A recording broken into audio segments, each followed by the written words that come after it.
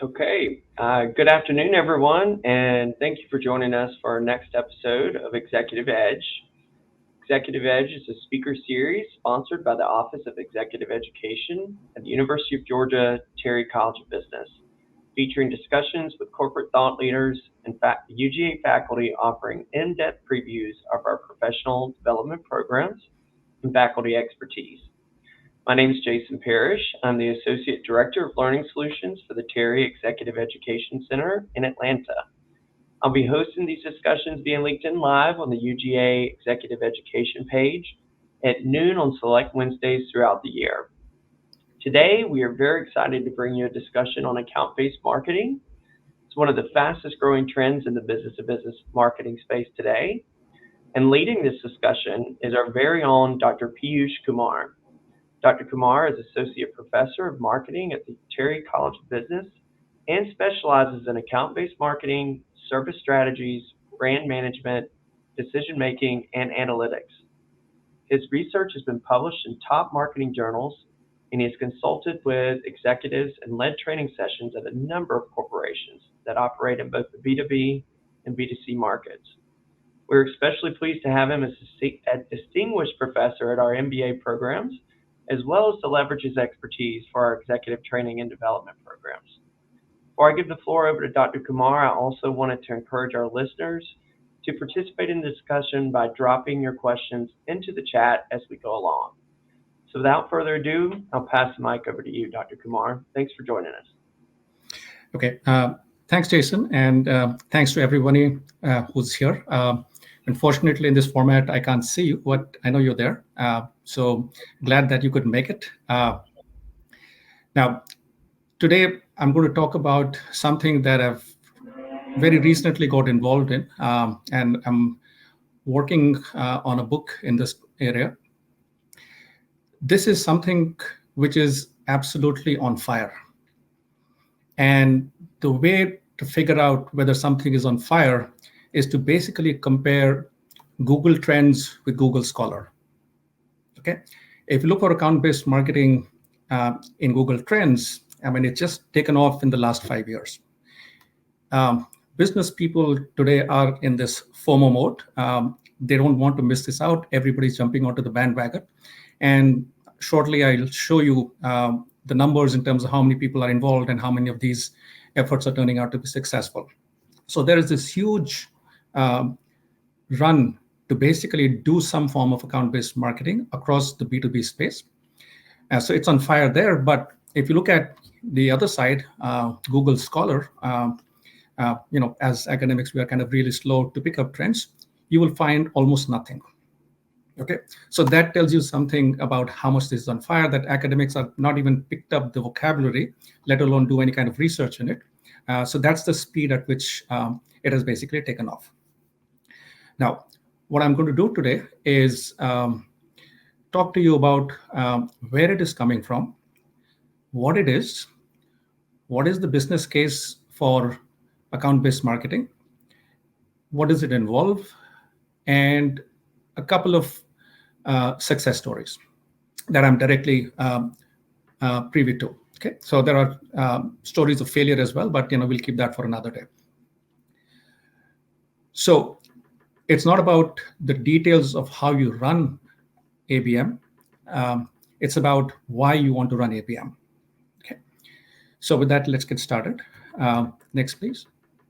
Okay, now, really speaking, if you look at what account-based marketing is doing, it's got two primitives, two parents. One is digital marketing, where the B2B companies are just about catching up with all the developments that have happened in the B2C space.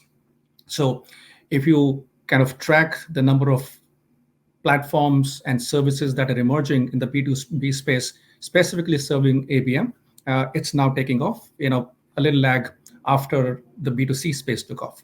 So that's one part. The second parent that account-based marketing has is something that salespeople have done for some time, which is called key account management. Okay, and key account management basically is, focusing on a few high-value accounts and then devoting a lot of disproportionate effort towards serving these kinds of customers that are in your portfolio. Okay, so that's where it is actually coming from. And as I said, it's an extremely new way of looking at business in the B2B space, and the exponential growth is less than 5 years ago. Now, the reason ABM is taking place and rising and is adopted at a fast pace at this point in time is because there are certain things that are coming together. First is data.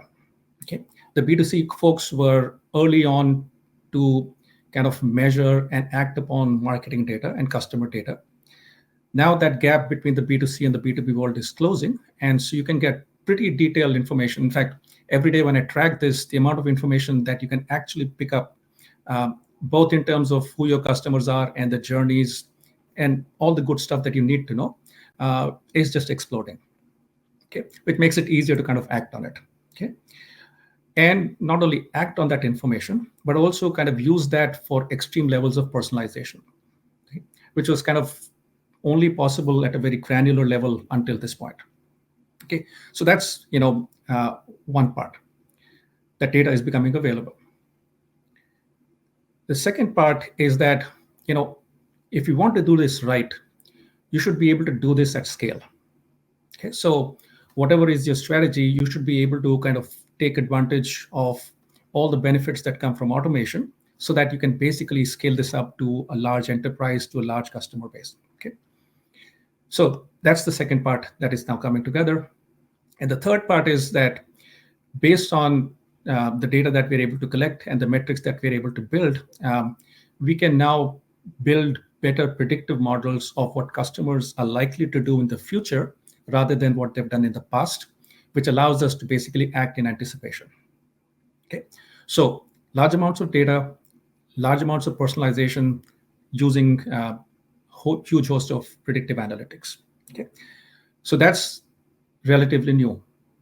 Okay, now that leads to a problem. Okay, next, please.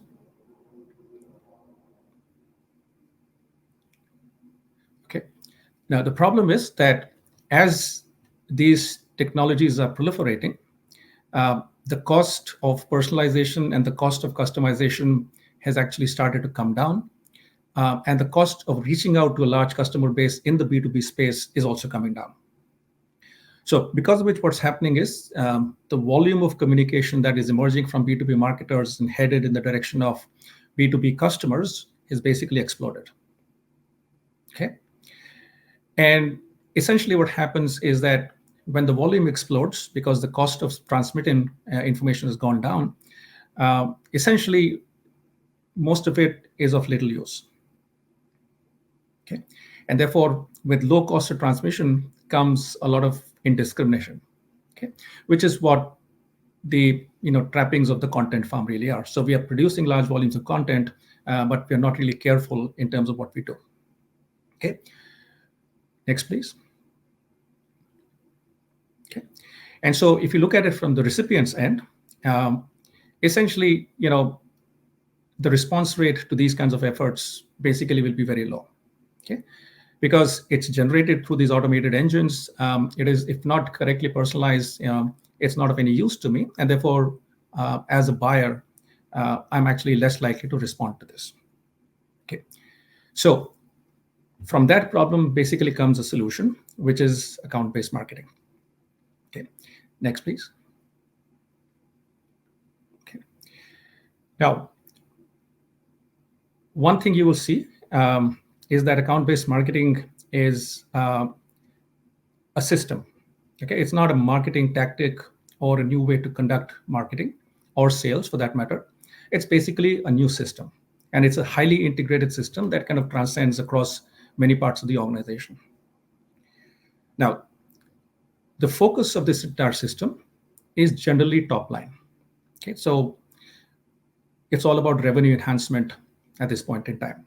Okay, not to say that it doesn't contribute to the bottom line, and I'll show you the numbers, but really speaking, what it really brings to the fore is a laser sharp focus on top line enhancement.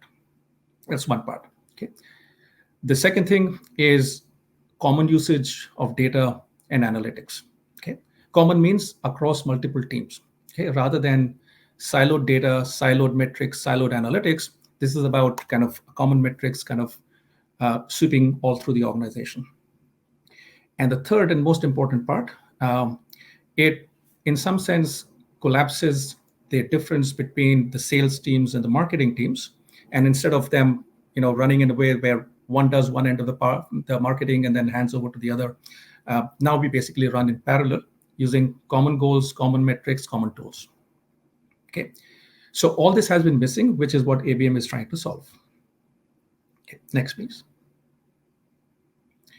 So this is what ABM is from a definition point of view. And the game is not really the definition. The game is actually the second part. Okay, so definition is basically treating an account as a market of size 1, which is something that we are borrowing from the key account management world. But the second part is the key, that as a seller, we basically fundamentally transform our marketing/sales operation so that we are now focused on a relatively few number of accounts, but we approach them in a highly coordinated fashion. Okay, and the goal is basically to increase revenues from these specific accounts rather than the old spray and pray approach. Okay, so that's what ABM is actually trying to do. Okay, next, please. Okay. Now, the common way to introduce ABM is calling it a flipping the funnel approach. Okay. Now, in general, so look at the picture on the right-hand side, which is kind of traditional B2B marketing.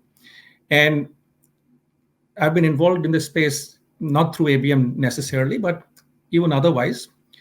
And there was this,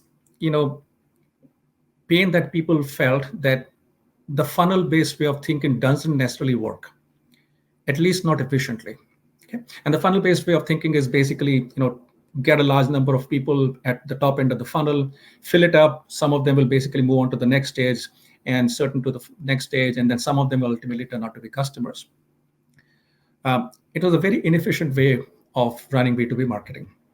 Okay, because if you look at the ratio and people look at these conversion ratios of, the top of the funnel to ultimately the converted kind of customers, those ratios could be in the single digits, which means at the end of the day, 90+% of the effort of driving people through various stages of the funnel would actually go waste.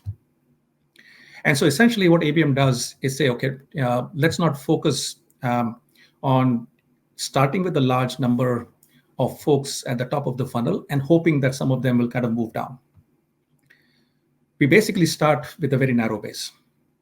Okay, and the narrow base is actually, in some sense, named and well-defined, and most importantly, agreed upon.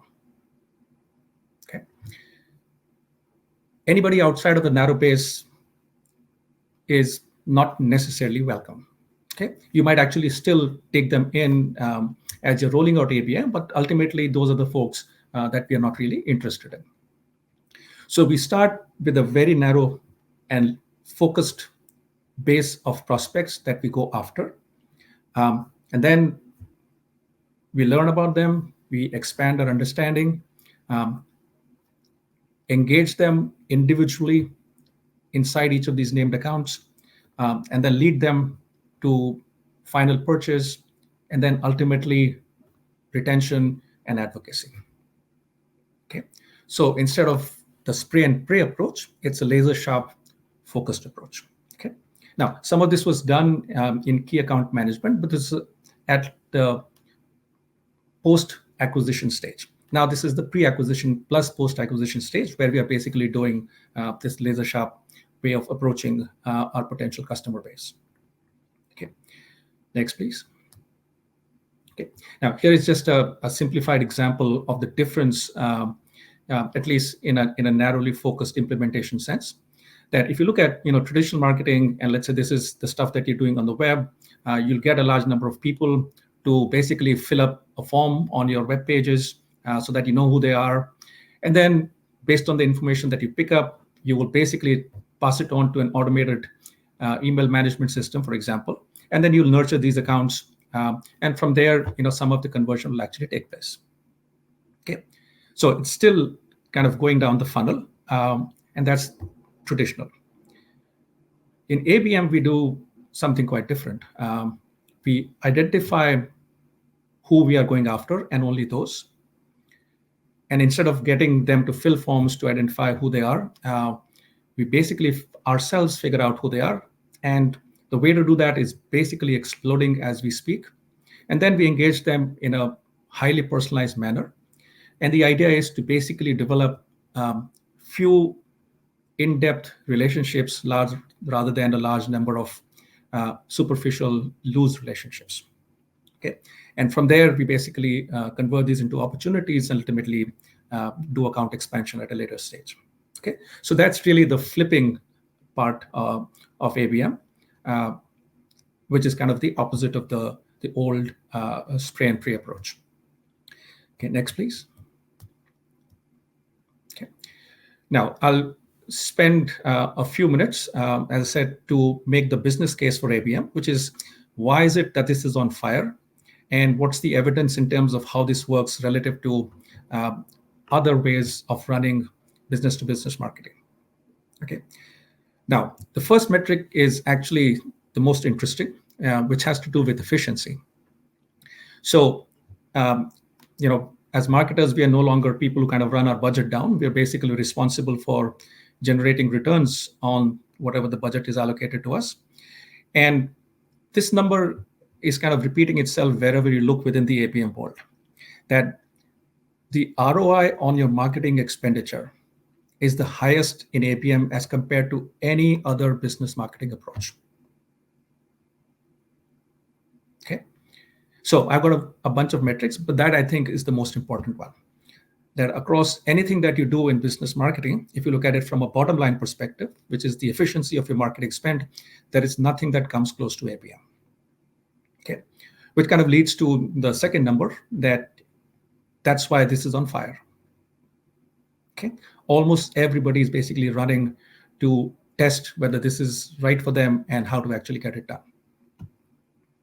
Okay, if you go to simpler metrics, acquisition costs come down, revenues go up. Okay, and if you look at the number in terms of higher ROI, ITSMA does a number which is 85, LinkedIn says 84, Marketo, which is a marketing automation company, reports a number which is as high as 93%. Okay, so the upside to doing this is huge. Okay, next please. Okay. As I said, as of now, most people are kind of looking at this as a top line expansion game. So if you look at just the top line numbers, so the earlier part was the efficiency of the marketing spend, not the corporate bottom line. But if you look at the top line number, again, okay, whether you look at the Flip My Funnel data or you look at demand-based data, there is a moderate to dramatic increase in your top line if you convert from the traditional to the ABM world. Okay. Next, please. Okay. Another source, same story. Okay, whether you look at, and this is at the organizational level, whether you look at revenues, gross profit, conversion rates, and the speed of conversion, all of them are superior with ABM as compared to without. Okay, next please. Okay, so that was the business case. Okay, in terms of what metrics does it move. Okay, and as I said, it seems to be an all-around improvement in all your financial metrics, top line, bottom line, efficiency. Now, although we call it account-based marketing, this is basically a system redesign. Okay, so it's not that we have a laser-sharp focus on a customer selection strategy, but almost everything that we do from that point on fundamentally changes. Okay, so selection of customers, the journey of these individual customers, the customization of the content, the design of the organization to support ABM, the level of coordination between the marketing and the sales teams, the metrics and the dashboards, the technology stack and the data, and the attribution for success and compensation systems. Okay, that is basically an entire package that defines the ABM system as compared to the traditional system. So if we have to basically successfully make the transition, it's basically a systemic transition, not just a superficial transition in terms of, okay, we'll look at few customers rather than more customers. Okay, and it's a combination of all of these factors that leads to the efficiency, the high level coordination, the higher conversion rates, the higher speed of conversion, and all the good things that we're seeing in the metrics that I just showed you. Okay, so ABM is basically a system. Okay, then next, please. Okay, now, what are really the advantages? So even if you look beyond the bottom line financial metrics and imagine metrics which might show up, for example, on a marketing dashboard, you will see that the success is all around. Okay, so for example, if you look at customer focus, goes up substantially with ABM. If you look at the ability to get the C-suite engagement, that goes up with ABM. Okay, if you look at average deal sizes, in fact, in many cases, increasing the deal size is the impetus for actually executing ABM. That tends to go up. The acceleration of the pipeline, conversion rates tend to go up. High level of scalability through automation and stronger customer relationships. And earlier, as I said, increase in revenue and a reduction in your customer acquisition cost. And the last but one point is an efficiency parameter, which basically has to do with the sales force. Okay, so if you look at the productivity of the sales force, because now they're not devoting their efforts and their energies to accounts which are either low value accounts or ones that are not really going to convert over, the efficiency of the sales force goes through the roof. Okay, and ultimately, if you put it all together, as I said, the return on marketing investment tends to go up. Okay, so the reason I'm kind of pointing to all of these metrics, whether they are the marketing dashboards or the productivity level metrics or the financial metrics, is that there seems to be very little downside, if any, to switching over to the ABM system. Okay, next, please. Okay, and now finally, I'll just walk you through 3 case studies in brief. 2 of them I'm closely conversant with. The third one is not something that I'm personally connected with, but just to kind of give you a little feel in brief of how this is done and what the consequences are. Okay, and then I'll open it for any kind of questions that you might actually have. Okay, so here is a mid-sized company which wanted to kind of move up market in terms of account size, and to get more enterprise level customers rather than mid-market or low market customers. Okay. Now, one of the new things that happens with ABM is the rise or sometimes the creation of a department called marketing operations, which in some sense is the linchpin of an ABM strategy. But I'm not going into how it is done, but just imagine that there is something called marketing operations. So in this case, the VP of marketing operations jointly create this list of 1,000 companies that are ideally suited for them and the ones that will go after. Okay. And then the VP of marketing builds the ideal customer profile and the personas of people inside these ideal accounts. Okay. And then they create a new demand generation strategy jointly, and that involves both online and offline customized approaches. The sales team is restructured. And so this is in brief exactly what happened. But if you look at the net consequence of the restructuring of the organization and a redefinition of the customer base and a full-blooded implementation of ABM, the leads actually went up by 75%, which typically in ABM is not really supposed to be a good metric because that's a funnel-based metric. But the second one is the more important one. okay, that the conversion rates from these high volume leads basically went up by 80%. Okay, and that's what we really care about. Okay, and these leads only get counted if they're coming from this pre-selected set of 1,000 customers that they were actually going after. Okay. So this one successful case. Next, please. Okay. Now this is the second case. So the first one was basically going up market in terms of the size of the deals and the size of the accounts. Here is basically a differentiation issue. Okay, so this company is a SaaS company which is kind of trying to stand out in a pretty competitive, saturated market. They've tried all traditional in the field and digital strategies. Nothing works. Okay, and not only nothing works, but the sales and marketing team are at odds, and they're not basically standing in line to do the same things. Okay, and so this is where the VP of revenue goes for an ABM strategy. Okay, by the way, this trend, which is kind of going up in parallel with the ABM trend, is this new designation, which is head of revenue, chief revenue officer, or VP of revenue. So we used to be the CMO or the VP of marketing and VP of sales kind of role, but now we are basically, in many cases, converting over to a VP of revenue, which is the end goal of most ABM programs. Okay. Now, in this case, as compared to the previous one, the VP of revenue looks for customers or prospects who have a higher probability of conversion. Okay, and there's a set of criteria that are used. So a very specific way of figuring out who are the people who are most likely to convert to us. Okay, and so that is done through what's called a scoring system and an audit scoring system. So there's a bunch of criteria that are laid out to figure out which specific accounts are likely to convert over to us. Okay, so that's the starting point. And the rest of the stuff in terms of designing the system is very similar to the first case.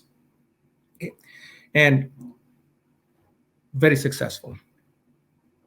Okay, so this is a SaaS platform. This company would give a free trial to potential customers, and one of the success metrics was how many of these free trial customers convert over to becoming paying customers. So that's in some sense a great measure of conversion. And what they found is that there's a huge jump in the conversion with the implementation of ABM.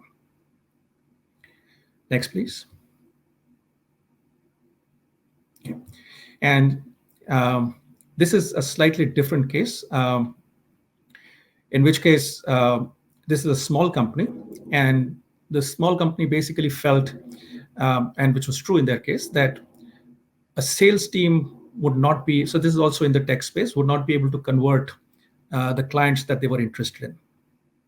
Okay, and they felt that the only way to basically get a high conversion is basically have a CEO to CEO interaction, that our CEO talks to their CEO.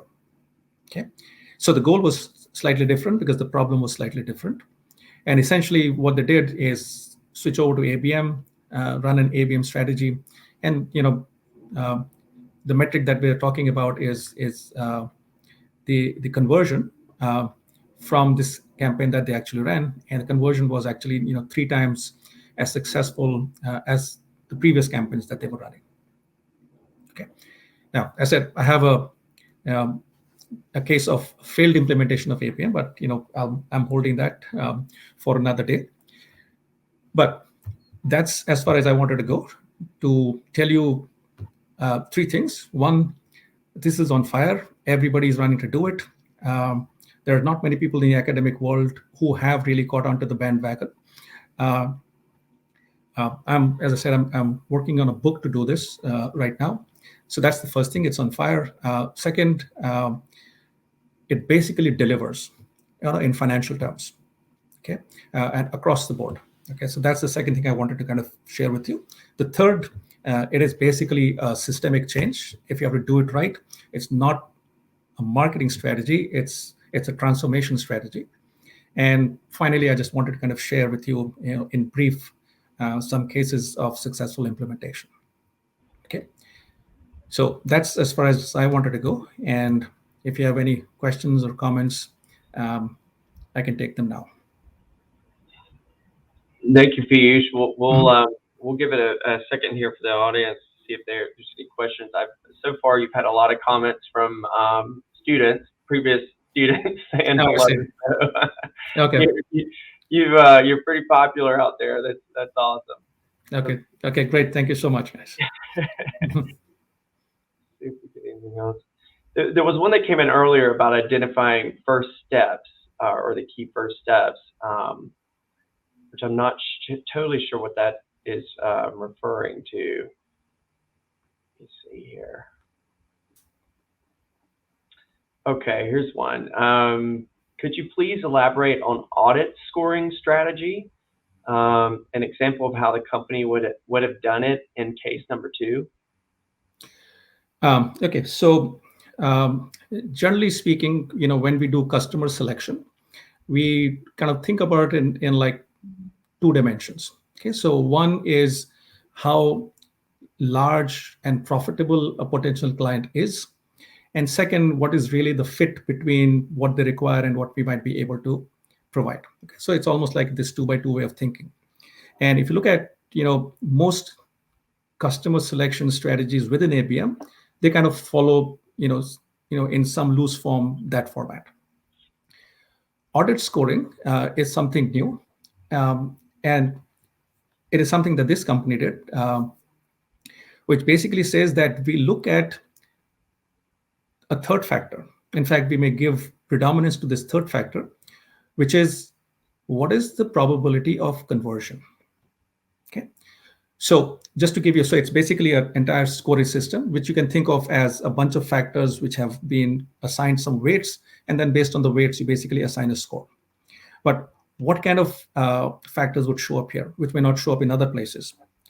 For example, if we find out that these folks are relatively dissatisfied with their current vendor in the same space as us, it basically gives you a sense that at the time of renewal, this account is basically vulnerable. Okay. And so the audit score for this account will actually go up. Whereas if you were just looking at the size and the fit, those scores will remain exactly what they were. Okay. Or if you figure out that they have a tech system where our whatever we're trying to sell can be integrated much better than what others are able to provide. Okay. That might increase the audit score. Okay. So instead of looking at attractiveness and fit, we look at conversion probability. Okay. And a great metric that goes into an audit scoring system would be current levels of satisfaction. Okay. Now, you can also, just to give you, something else. One of the things that we use within ABM is something called an intent score. Okay. So how ready is an account and for basically switching over? Okay. And there are, digital traces that people keep track of to figure out how ready is an account for conversion. Okay.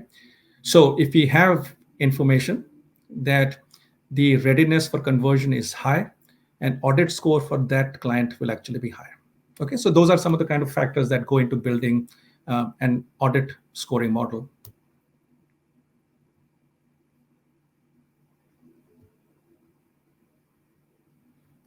Jason, I think you're on mute. Sorry. You think by now we'd realize how not to do that. But anyways, sorry, just some clarification on that first question there. It just came through here about selecting your initial list of customers. How to best do that, and what if you go wrong, and what are the checkpoints for that? Yeah. Now,